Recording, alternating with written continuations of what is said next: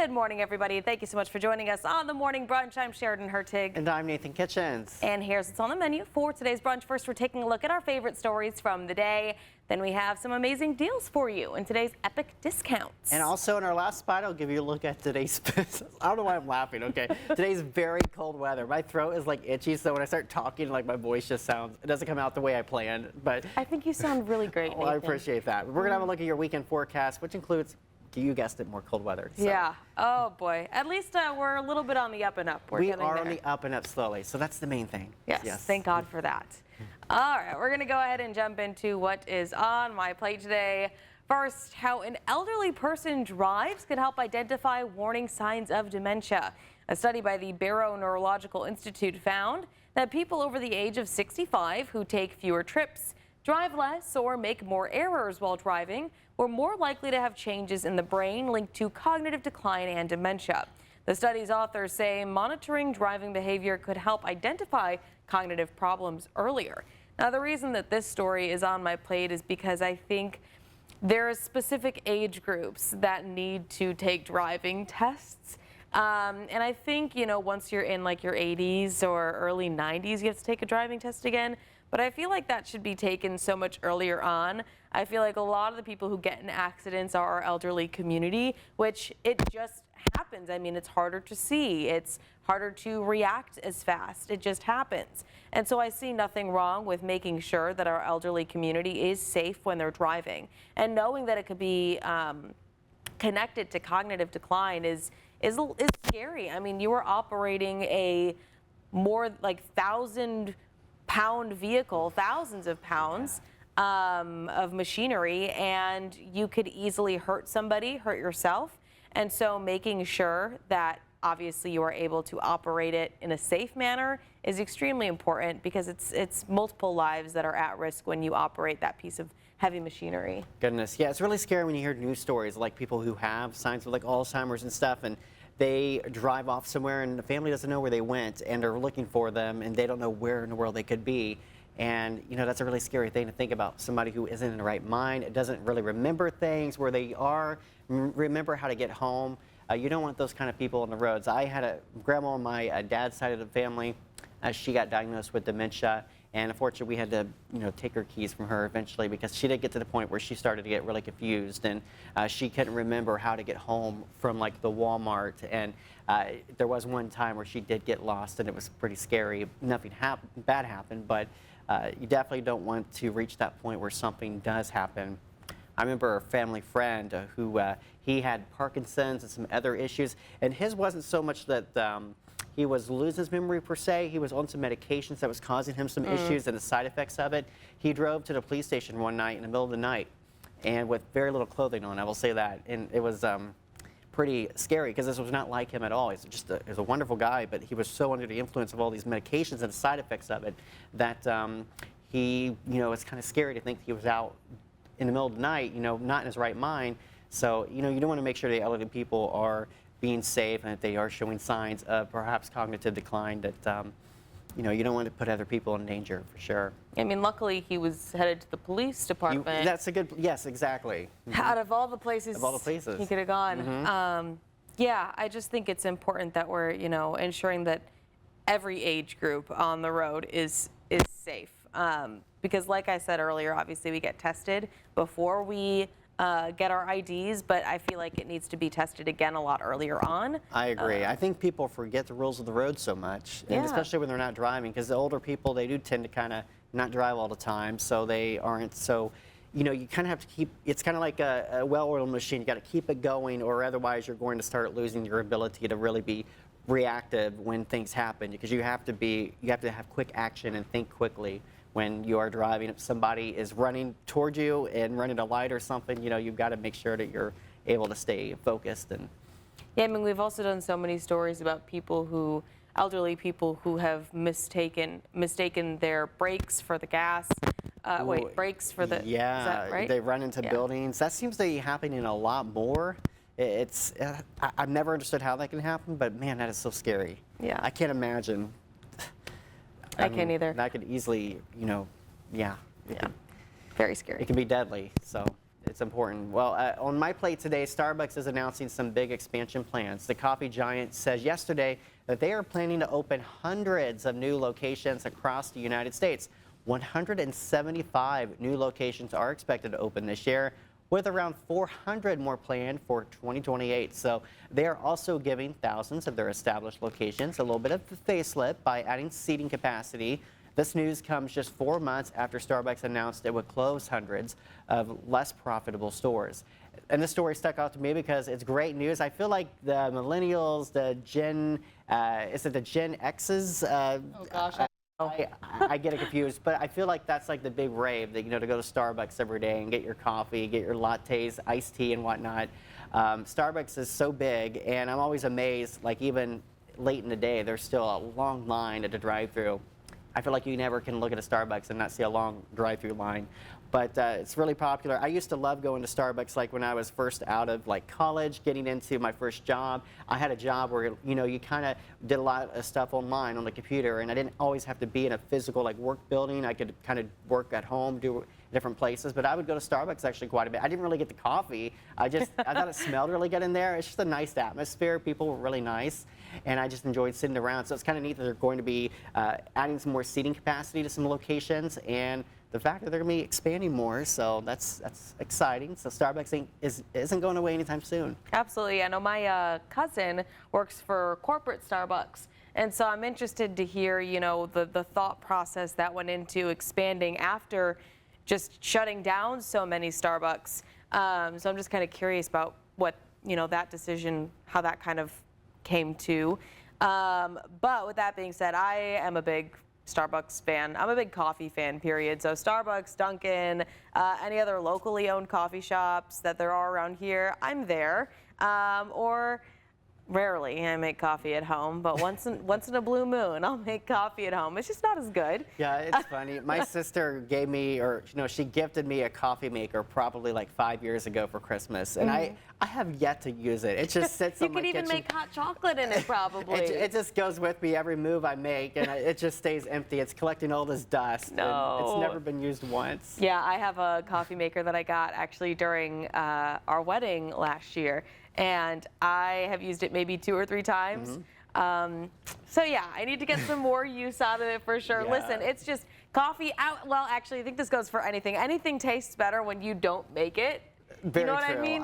Definitely for me, that's very true. Yeah, but hey, I'm here for it. I love Starbucks, and yeah, I will wait 5 minutes up to 30 minutes in a Starbucks line, and I still won't be upset about it, because as long as I'm getting coffee, I'll be happy. Exactly. I was really excited because back in the fall, when it's all pumpkin spice stuff, my aunt, she had a Starbucks gift card. She's like, oh, I don't go to Starbucks, so why don't you have it? So I was really excited because Starbucks is, it can add up pretty quick. It can. It's surprising how, so I was really excited that I had a gift card and I could go get, I got a pumpkin spice latte, and I did try the pumpkin spice coffee as well, and I will say it was better than I expected. So adding pumpkin spice to the coffee made a big difference. It is very good. Yeah, obviously it just is very expensive, so you have to know what you want and make sure it's probably cheaper to save a little bit of money. But our question of the day: what is the oldest article of clothing you own? Oh, I actually have an answer for that, but if you have one, you can go ahead. Let's see. Well, I know like my mom still has a lot of my like baby clothes back when I was a baby, but I still have some of my like middle school clothing, which was so not in the style that I am now. I wore like a lot of South Pole brand stuff. You know the South Pole brand, like the real baggy. You mean North Pole? It was South Pole, I'm pretty sure. I've never heard of that. That was like the big thing if you were a cool kid, you were wearing South Pole, and if you weren't wearing South Pole, then you were not it. So I wanted to try to fit in, and what they were doing was they were wearing the real baggy jeans. I mean, super baggy, and of course a lot of them sagged. I did not sag my pants, but they would put like rubber bands at the bottom of our around our ankles, and tie the jeans. So they didn't drag on the floor. I guess so, but that was the style, and we put them on our sleeves too.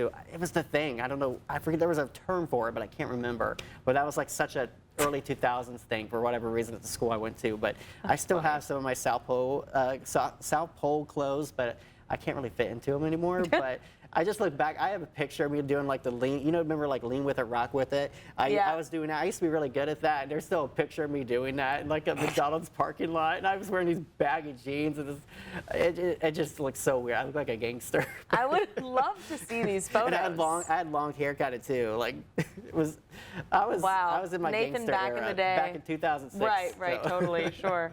The oldest item of clothing I have. So when I was in middle school, I went to a private Jewish school. And so I would go to a handful of bar and bat mitzvahs. Oh, okay. So I have a lot of bar and bat mitzvah clothing that were giveaways from a lot of these parties.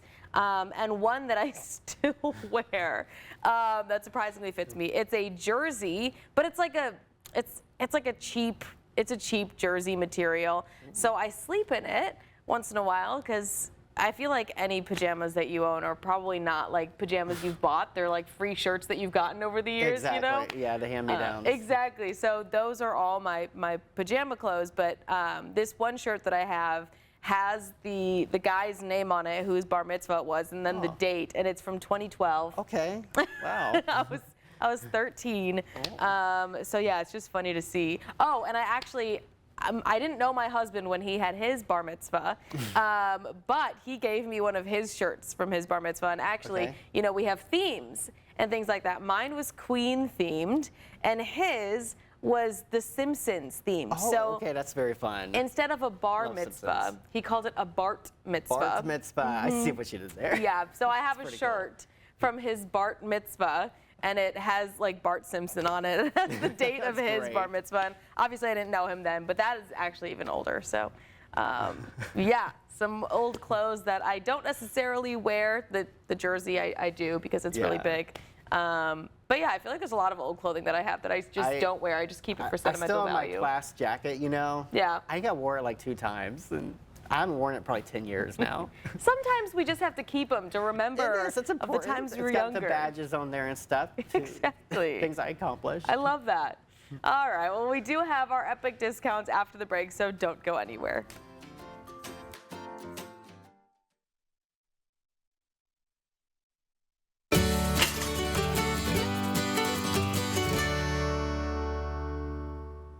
Back. Well, winter means more time indoors, so it is the perfect time to make your home cozier and smarter. From easy cleaning to warmer rooms and healthier air, these must-haves boost comfort now and even help you think smarter about your financial future. Alyssa Bergamini and Ashley Howard are standing by with the best products and best prices in this week's Epic Discounts from Consumer Resource, bestreviews.com.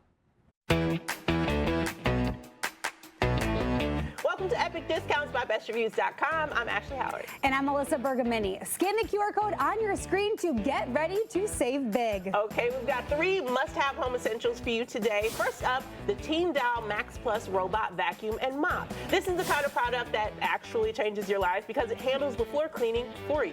It will vacuum and mop in one go, and it's smart enough to navigate around furniture and obstacles as well. And it's not just a vacuum, it can easily transform into like a full pet grooming system. This is the device that keeps up with the mess without lifting a finger. And next up, the Lavoie Top Fill Humidifier for your bedroom. If you wake up with maybe dry skin, a scratchy throat, or you just feel like the air is a little bit too harsh, then this is the solution. And the best part is that it's top fill. No more tipping, spilling water everywhere. You just lift the tank, pour, and you're done. Now let's warm things up with this indoor electric space heater. Ideal when you need extra warmth without heating your entire house. It is compact, portable, and easy to move from room to room. You just plug it in, choose your setting, and you get instant heat. And that's what we love. Practical, powerful, and ready to work for you. Now it is time for this week's Money Moment from Money.com. Gold is hitting record highs, and Money.com says more Americans are turning to gold IRAs to help protect their savings. With inflation on the rise and markets feeling a little unpredictable, many people are looking for ways to diversify beyond stocks and bonds. Gold is real, physical, and has a history of holding value when times feel a little uncertain. So when is the right time to invest? There's really never a perfect moment, but moving even a portion of your retirement into a gold IRA can help you feel more secure about the future. That's what we're looking for. Yes. Getting started is easy. Open an account, roll over funds from an existing retirement plan, and choose IRS-approved metals stored safely in a secure vault. So visit money.com or scan the QR code right now to see their top-rated gold IRA providers. All right, let's take one last look at today's products and services helping you save money. Head to epicdiscounts.com or just scan that QR code to scan, shop, and save with Epic Discounts by Best Reviews. Best Reviews is owned by our parent company, Nexstar. You could find more on the products and where to buy them on our website, caproud.com. All right, story to talk about, though. Reality dating shows may be more than just guilty pleasures. A study published in the Journal of Psychology found viewers often absorb toxic relationship standards. Think jealousy, drama, constant competition. In fact, researchers say people who watch these shows regularly were 25% more likely to see jealousy and control as normal parts of romance. The concern is that constant exposure to these scripted love stories can shape how viewers define intimacy and even raise unrealistic expectations about what a partner should be. So while the shows can be fun to watch, experts warn they may also be rewriting the rules of dating, and not always for the better. Yeah, I don't watch many dating shows for that reason. No. Just because a lot of the times the way the man treats the woman or the way the woman reacts to things the man does, I just get so annoyed. I'm like, they're whiny, they're acting like they're 10 years old. Like, this is not an adult relationship. No, they act so incompetent. That's not real. I mean, the reality shows are so unrealistic, and that's just the thing. It's just like when you look at their lives. Like I remember, was it 90 Day Fiance? I remember I watched some of that, and it just I don't know. It didn't make sense to me. But yeah, yesterday we were talking about Love is Blind and how they just announced the cast for Love is Blind for this season. And I haven't watched it for a while, but I did watch one season where there was one man who ended up falling in love with this woman and vice versa, and she was a doll. She was so sweet. And he had all these expectations that were so unrealistic, and the way that he spoke to her was just horrifying. And as his parents, I'd be mortified. I'd be like, there's no way that I raised my kid to act like that. No. I mean, obviously reality TV is scripted, which a lot of people don't recognize. There's a lot of things that they say or do that there's a reason behind it. Obviously, it draws people to watch. You have to make TV good. Exactly. And that's how you make it good. But also, they are only going to put on the moments that you think are going to be interesting. They're not going to put on the boring, lovey-dovey, sweet conversations that don't spark drama, that don't spark interest in a viewer. Otherwise, they're not going to make money off of it. Exactly. Kind of like the 600-pound life. That part. They're always showing the drama going on. And the drama's getting really, really, really big right now. So. Yeah, it is definitely a funny show. I mean, you're only going to watch because it's funny or dramatic. Back and forth. Exactly. They are very funny. Yeah. Well, a letter to the New York Times Magazine is sparking a lot of reaction after a husband asked for advice about a very unusual situation. The man wrote into the paper's advice column saying that his wife has been having an affair with his consent. He explained that even though he agreed to it, the affair was emotionally painful for him. Now that the affair is over, he says that his wife is struggling, and he admitted that while he feels relieved it's done, he's wondering if he should still console her. The letter quickly went viral, with many readers less focused on the advice and more shocked that such a personal story was shared and published at all. Online reactions range from sympathy to confusion to criticism of the New York Times for printing such an intimate marital dilemma. So if it were you and you agreed to the affair, do you now need to comfort your partner who is now struggling now that the affair is over? Huh. That's an interesting one.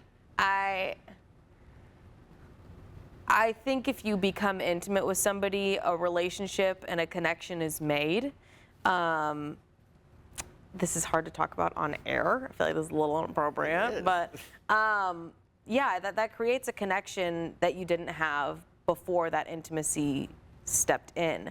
And so I think now that is going to make it difficult to walk away. Now, if the husband said, this is okay for you to do, and now suddenly you don't like it. Obviously, you're in a relationship and you need to communicate that to your partner before they really end up getting into a relationship with another person. And I think that's going to help both people in that situation.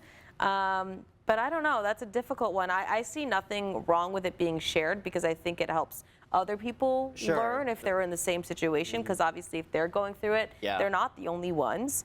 But yeah, I think as the husband, you can't be surprised if your wife is now frustrated over the fact that you forced her to finish a relationship that you told her was okay to be in the first place. Yeah, I think the surprising thing probably for a lot of people is that he gave her his consent, that it's okay to have an affair. I mean, who does that?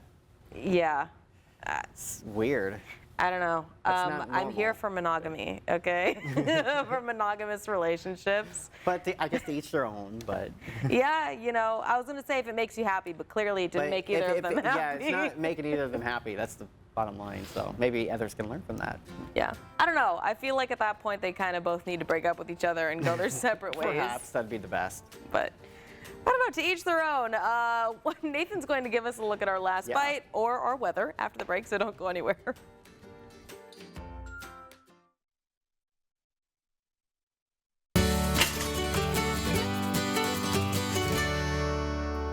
Welcome back, everyone. As we come to a close, here's your last bite, starting with the joke of the day. So what does a spy do in the cold weather, which we've had a lot of lately?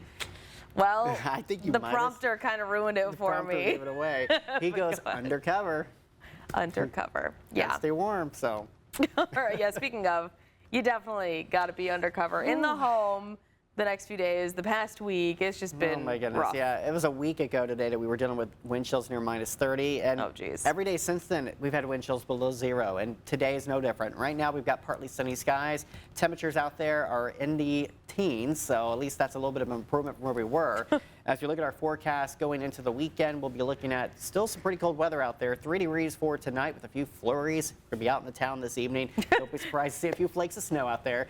23 tomorrow with sunshine, and then we do see a warming trend. We're up to 31 by Monday, and we'll also have a few snow showers there Sunday afternoon, possibly again Tuesday, but not as cold next week. Even those nighttime lows are into double digits above 0, so we'll take the improvement.